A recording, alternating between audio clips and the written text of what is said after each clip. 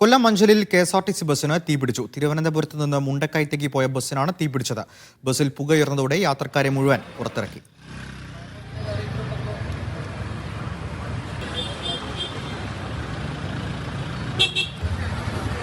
തൊട്ടടുത്തുണ്ടായിരുന്ന bike യാത്രികൻ സമീപത്തെ പമ്പിൽ നിന്നുള്ള ഉപകരണങ്ങൾ എടുത്താണ് തീയണച്ചത്. ഞങ്ങളിങ്ങനെ വന്നപ്പോഴത്തേക്കും ബൈക്കിലാണ് ഞാൻ വൈഫും കൊണ്ട് വരുമായിരുന്നു. അപ്പം ഇതിൻ്റെ ഡീസൽ ചോരുന്നതായിട്ട് കണ്ട് അങ്ങനെ ഇവിടെ നിർത്തിയിട്ട് ഞങ്ങൾ പിന്നെ കണ്ടക്ടറോട് കാര്യം പറഞ്ഞു.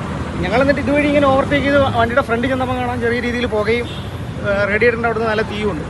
അപ്പം തന്നെ ഓടി ചെന്ന് നമ്മൾ പോയി പിന്നെ പമ്പിൽ നിന്ന് മറ്റേ ഫയർ എടുത്തുകൊണ്ട് വന്ന് അടിച്ച് തീ അടച്ചിട്ടുണ്ട്. ഡീസൽ ലീക്കായി ഇപ്പോഴും അറിയുന്നത്. അന്നേരം തീ നിലത്ത് വീണം, നിലത്തിന് കൊണ്ടുവരാൻ മുകളിലേക്ക് ഒരു തീ തന്നെ അടച്ചു. ആളപായങ്ങളൊന്നുമില്ലല്ലോ. ഇല്ല, സഹോദരം വന്ന് അടച്ചു വന്നു. ഞങ്ങൾ വെള്ളം ഒഴിച്ചു. എവിടുന്ന് വന്ന വണ്ടിയാ? തിരുവനന്തപുരത്ത് മുടക്കാൻ പോകുന്ന വണ്ടിയാണ്. ലിജോ റോളൻസ് ചേരുന്നുണ്ട്. ലിജോ, വലിയൊരു അപകടം തരനാരിഴയ്ക്ക് ഒഴിവായതാണ് ഇപ്പോൾ.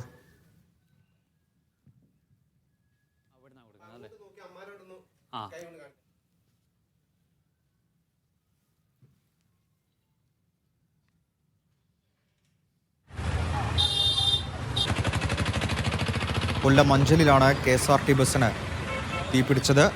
ഡീസൽ ചോർന്നെന്നാണ് പ്രാഥമിക വിവരം കണ്ടക്ടർ നൽകുന്നത്. തിരുവനന്തപുരത്ത് നിന്ന് മുണ്ടക്കയത്തേക്ക് പോവുകയായിരുന്നു. ലിജോ റോളൻസ് ചേരുന്നുണ്ട്. ലിജോ, വലിയൊരു അപകടമാണ് ഒഴിവായത്.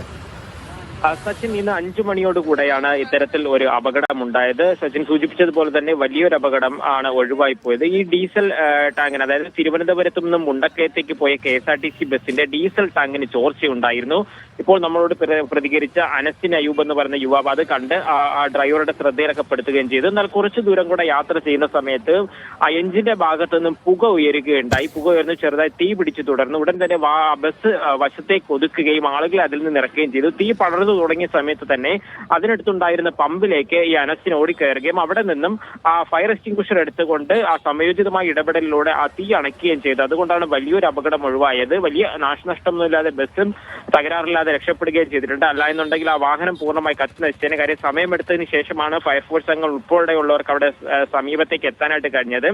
ഈ ഡീസൽ ടാങ്കിലുണ്ടായ ചോർച്ച തന്നെയാണ്, ഈ ചോർച്ച തന്നെയാണ് ഇത്തരത്തിലൊരു തീ പിടിക്കാൻ കാരണമെന്നുള്ളതാണ് പ്രാഥമികമായിട്ട് ഫയർഫോഴ്സ് ഉദ്യോഗസ്ഥർക്ക് മനസ്സിലാക്കാൻ കഴിഞ്ഞിരിക്കുന്നത്. എന്തായാലും യാത്രക്കാരുമായി മുണ്ടക്കയത്തേക്ക് പോയ നിരവധി യാത്രക്കാർ അതിലുണ്ടായിരുന്നു.